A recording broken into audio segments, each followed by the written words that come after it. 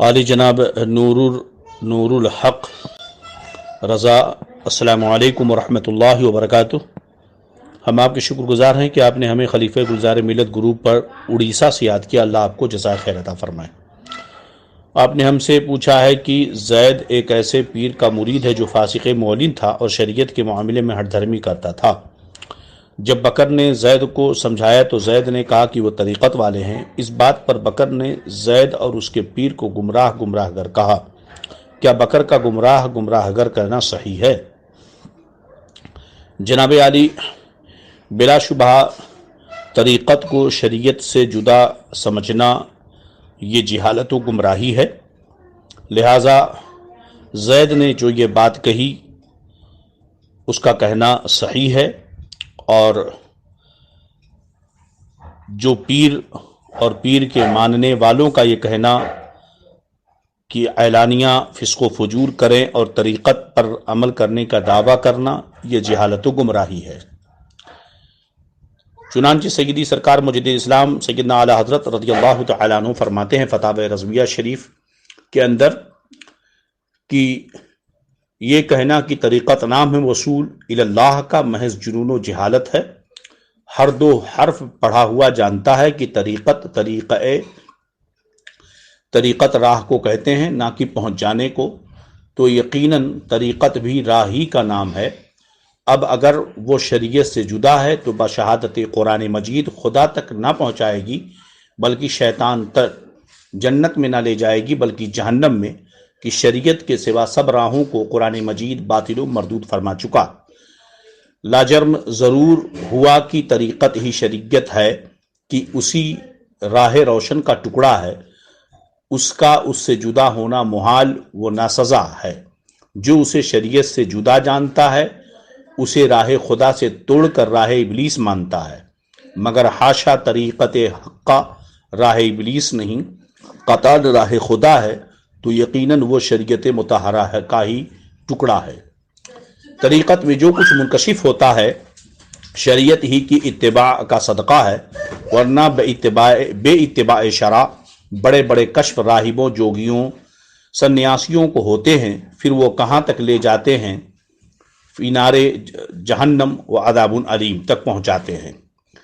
لہذا یہ جنون و جہالت ہے۔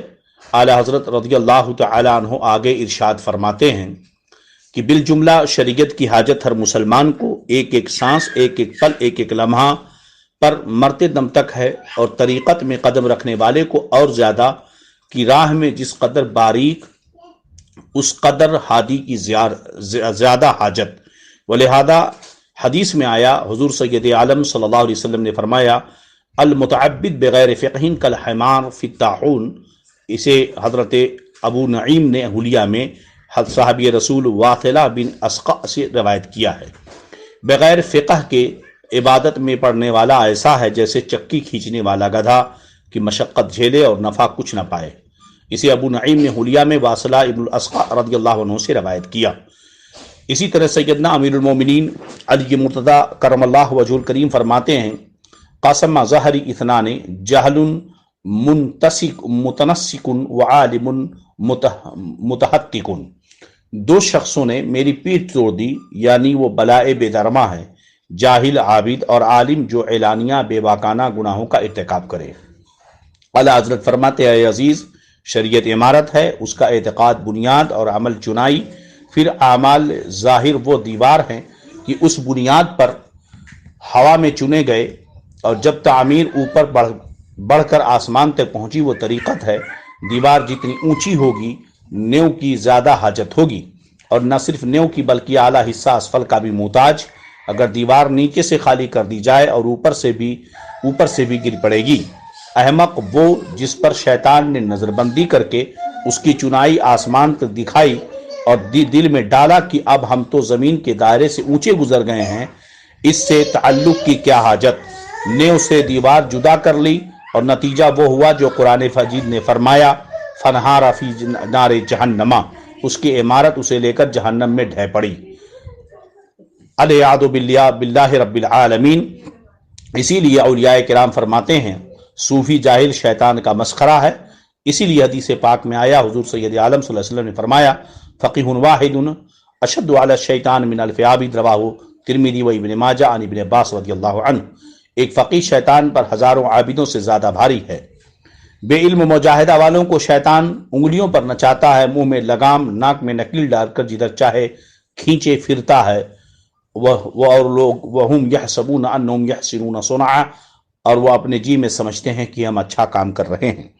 اس سے یہ پتہ چلا کہ بلا شبہ طریقت کو شریعت سے جداگانا اور طریقت کی منزل پر پہنچ کر شریعت سے خود کو بیگانہ سمجھنا یہ جہالت و گمراہی کے سوا اور کچھ نہیں ہے۔ لہذا زید کا ایسا کہنا کوئی حرج نہیں اور وہ اپنے قول میں حق بجانب ہے۔ ھذا ما عندی واللہ اعلم بالصواب۔ السلام علیکم ورحمۃ اللہ وبرکاتہ۔